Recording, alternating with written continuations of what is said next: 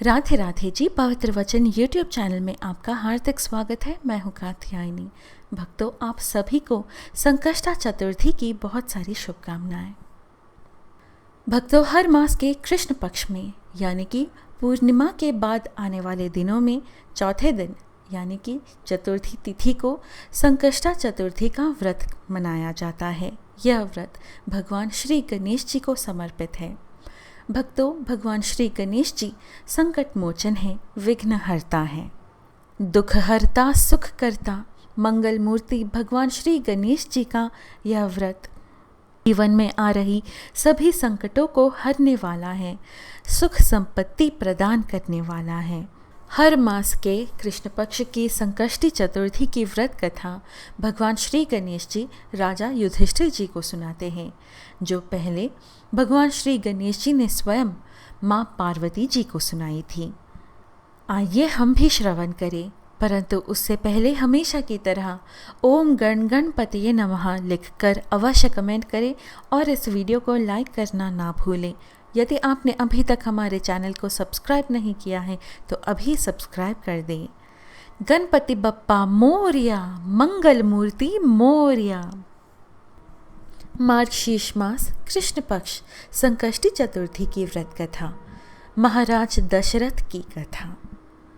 माँ पार्वती जी ने भगवान श्री गणेश जी से पूछा कि अगहन कृष्ण चतुर्थी संकटा कहलाती है। उस दिन किस गणेश जी की पूजा किस रीति से करनी चाहिए? तब भगवान श्री गणेश जी ने उत्तर दिया कि हे हिमालय नंदिनी, अगहन में पूर्वोक्त रीति से गजानन नामक गणेश की पूजन करनी चाहिए। पूजन के बाद अर्घ्य देना चाहिए।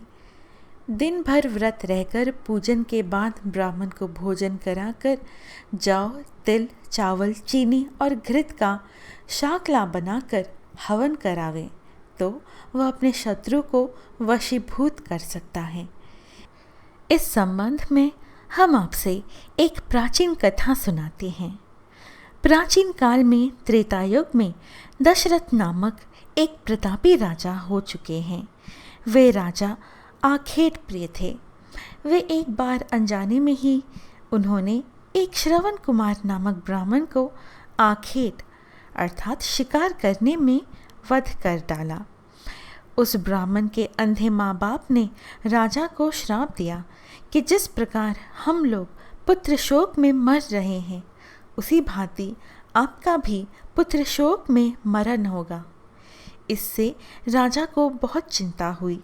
उन्होंने पुत्र कामेष्टि यज्ञ कराया। फलस्वरूप जगदीश्वर भगवान श्री रामचंद्र जी ने चतुर्भुज रूप से अवतार लिया। भगवती लक्ष्मी जानकी के रूप में अवतरित हुई। पिता की आज्ञा पाकर भगवान श्री राम जी ने सीता जी और लक्ष्मण जी के साथ वन में खरदूषण आदि राक्षसों का वध किया। इससे क्रोधित होकर लोगों को रुलाने वाले रावण ने सीता जी का अपहरण कर लिया।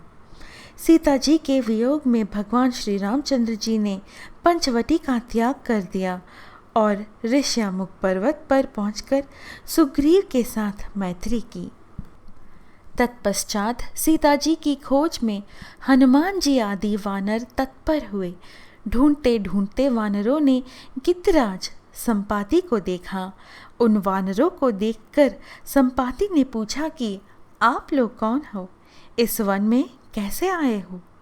आपको किसने भेजा है? यहाँ पर आपका आना किस प्रकार हुआ है?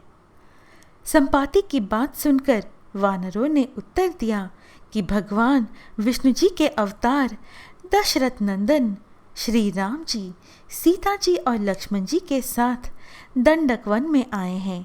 वहाँ पर उनकी पत्नी सीता जी का अपहरण कर लिया गया है। हे मित्र, इस बात को हम लोग नहीं जानते हैं कि सीता जी कहाँ हैं। उनकी बात सुनकर संपाति ने कहा कि आप सब रामचंद्र जी के सेवक होने के नाते हमारे मित्र हो। जानकी जी का जिसने हरण किया है और वह जिस स्थान पर है वह मुझे मालूम है। सीता जी के लिए मेरा छोटा भाई जटायु अपने प्राण गंवा चुका है। श्री रामचंद्र जी के चरण कमल का स्मरण कर हमारे भाई ने अपना शरीर त्यागा है। यहाँ से थोड़ी ही दूरी पर समुद्र है और समुद्र के उस पार राक्षस नगरी है। वहाँ शीशम के पेड़ के नीचे सीता जी बैठी हुई हैं। आप लोग देखिए, रावण द्वारा अपहरित सीता जी अभी भी मुझे दिखाई दे रही है।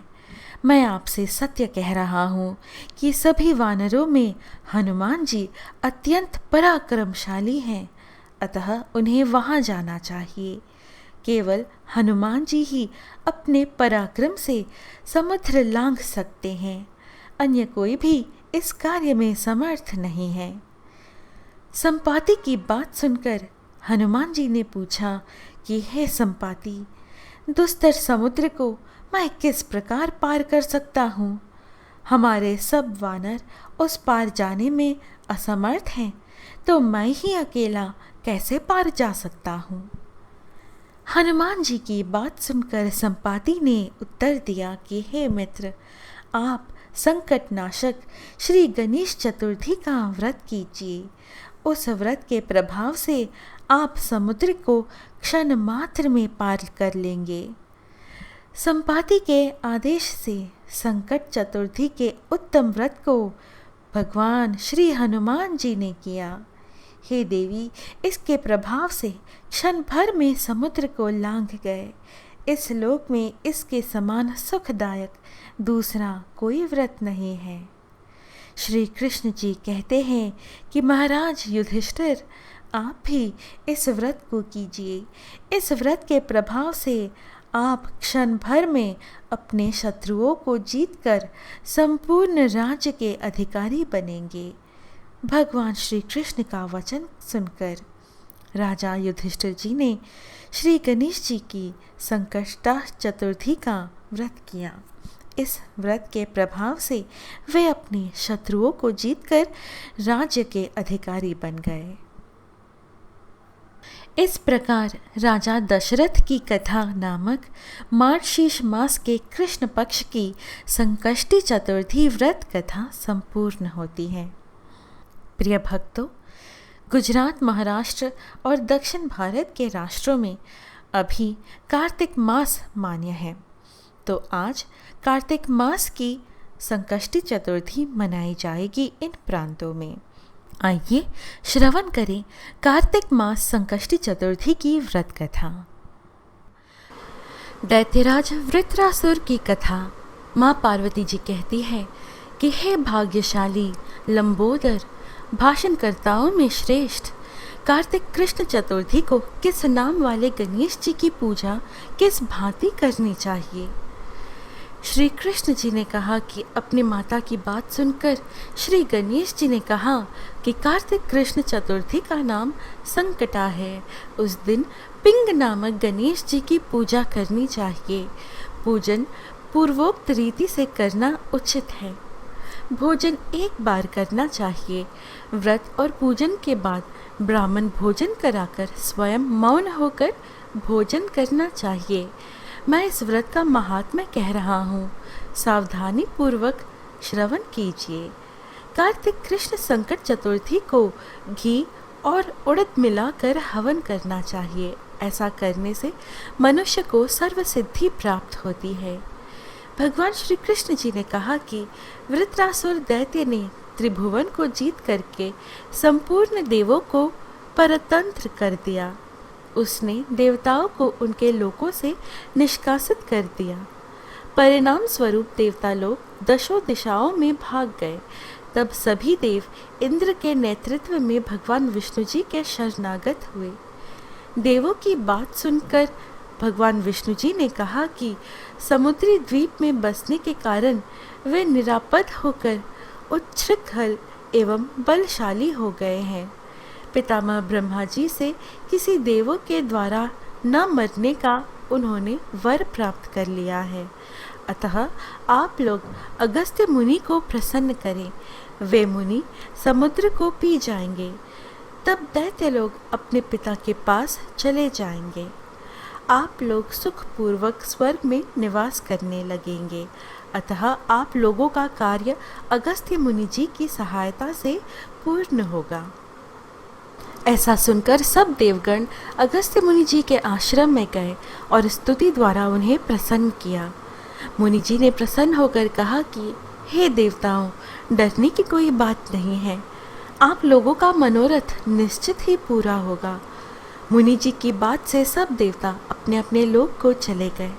इधर मुनि जी को चिंता हुई कि 1,00,000 योजन इस विशाल समुद्र को मैं कैसे पान करूंगा। तब श्री गणेश जी का स्मरण करके संकट चतुर्थी के उत्तम व्रत को विधि पूर्वक संपन्न करके 3 महीने तक व्रत करने के बाद उन पर श्री गणेश जी प्रसन्न हुए। उसी व्रत के प्रभाव से अगस्त्य मुनि जी ने समुद्र को सहज ही पान करके सुखा डाला।